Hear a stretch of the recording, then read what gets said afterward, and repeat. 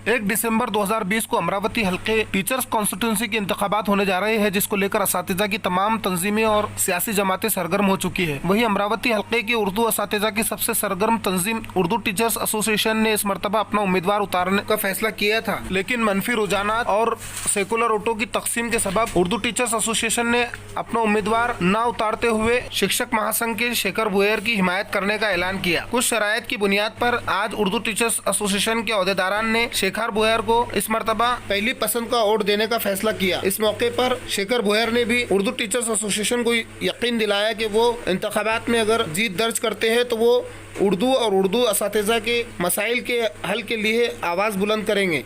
संभाग की जो उर्दू टीचर्स के लिए जो काम करने वाली संगठना है, जो सबसे बड़ी संगठना है उर्दू टीचर एसोसिएशन, जो लगातार 15-16 सालों से उर्दू टीचर्स की जो समस्या है वो शासन स्तर पे उसका मुकाबला करके, आंदोलन करके, निवेदन देके वो समस्या जो संगठन हल कर रही है, वो उर्दू टीचर एसोसिएशन ने आज मुझे पाठिंबा घोषित किया है। मैं तहे दिल से शुक्रिया अदा करता हूँ सभी पदाधिकारियों को जिन्होंने मुझ पे इतना विश्वास दिखाया, और मैं भी आपको यकीन दिलाता हूँ कि जो विश्वास आपने मुझ पे किया उस पर खरा उतरने की कोशिश मैं आने वाले समय में करूँगा। जो भी उर्दू टीचर्स की जो समस्या है, अल्पसंख्यक स्कूल की जो समस्या है कि जो नो वर्क नो पे जीआर निकला है, वो नो वर्क नो पे जीआर को अपने को रद्द करना है। लैंग्वेज कमेटी पे उर्दू टीचर चाहिए, सीनेट में भी उर्दू टीचर्स होना चाहिए, बोर्ड मेंबर में भी उर्दू टीचर्स को स्थान मिलना चाहिए, और जो समस्याएं उर्दू शिक्षकों की है, टीचर्स की है, वो आने वाले समय में दूर करने की हम कोशिश करेंगे। कोशिश नहीं, यकीन से बोलता हूँ कि हम उसको दूर करेंगे।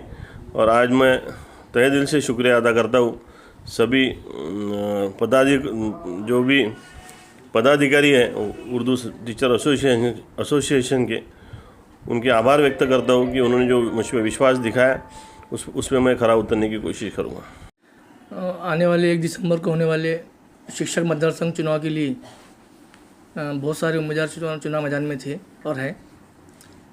शिक्षक महासंघ के अध्यक्ष माननीय श्री शेखर भुयर साहब भी इस चुनाव में बतौर उम्मीदवार चुनाव लड़ रहे हैं। उनका एक पत्र हमको प्राप्त हुआ था 14 तारीख को कि भाई उर्दू टीचर एसोसिएशन का हमको समर्थन चाहिए, क्योंकि Urdu teacher association Amravati division की सबसे मजबूत और सबसे बड़ी संगठन है, एकमात्र संगठन है जो उर्दू शिक्षकों के लिए काम करती है। यह बात शेखर भाऊ भली भांति जानते हैं। उसकी एक वजह यह भी है कि उर्दू टीचर्स के जितनी भी समस्याएं अभी तक आई है पिछले 10 सालों में 6 सालों में, संगठन तो हमारी 17 साल से काम कर रही है, लेकिन पिछले 10 साल से हम संपर्क में थे। शेखर भाऊ हम एक दूसरे के साथ में काम करते रहे हैं। जब कभी उर्दू टीचर्स की समस्या यही है और अब उन समस्या को लेकर हम शासन के खिलाफ गए, सड़कों पर उतरे हैं, या आंदोलन किया या मोर्चा लिया है, तब हमारे साथ में तब शेखर भाऊ हमारे साथ में खड़े रहे। यही वजह थी कि उर्दू टीचर एसोसिएशन की कल एक मीटिंग ली गई संगठन की 5 जिलों के पदाधिकारियों की, और उस सभा में एक मत से निर्णय लिया गया कि जो हमारे ख्यालात का आदमी है, जो हमारे विचार का आदमी है, जो हमारे साथ में काम करने को दिन रात कभी भी तैयार रहता है, ऐसे आदमी को ही समर्थन दिया जाए। यह चुनाव शिक्षकों का है, संस्थाओं का या सियासी राजनीतिक पार्टियों का नहीं है। शिक्षक अपनी मर्जी से, संगठनें अपनी मर्जी से फैसला करेगी, और इसीलिए शिक्षकों के हित में, शिक्षकों के लिए, शालाओं के लिए, उर्दू शालाओं के लिए हमने यह फैसला लिया कि शिक्षकों का जो उम्मीदवार है, शिक्षकों के लिए संघर्ष करने वाला जो उम्मीदवार है, शेखर भुयर साहब एक अच्छे और बेहतरीन उम्मीदवार है। और अभी जो 5 ज़िलों में सभी शिक्षक नहीं चाहते कि इस बार बदलाव होना चाहिए और शेखर भुयर साहब ने अंदर बनना चाहिए, उसी ज़िमन में उर्दू टीचर एसोसिएशन ने शेखर भुयर साहब को सक्रिय पाठिंबा दिया है।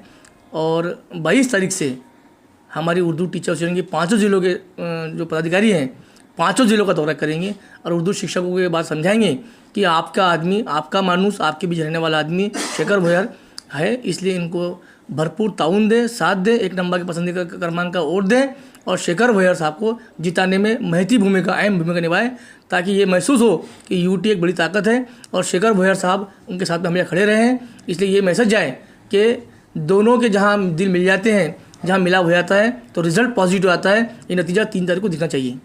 जी अभी शेखर भाऊ ने बताया अभी आपको एक कि नो वर्क नो पे का जीआर है जो 13 जुलाई 2016 को भाजपा गवर्नमेंट ने लाया था।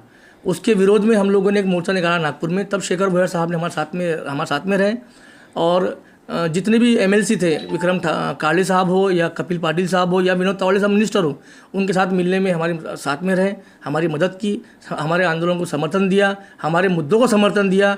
उसकी तमाम जो फ़ोटोज़ फुटेज सब हमारे पास मौजूद है कि शेखर भाई हमारे साथ में रहे। एक और जीआर आया था उसी वक्त में 20 दिसंबर 2016 को कि मुस्लिम शालाओं को महाराष्ट्र गवर्नमेंट द्वारा घोषित गैजेटेड छुट्टियाँ जो डिक्लेयर कर दी गई हैं उसमें बदलाव नहीं होगा।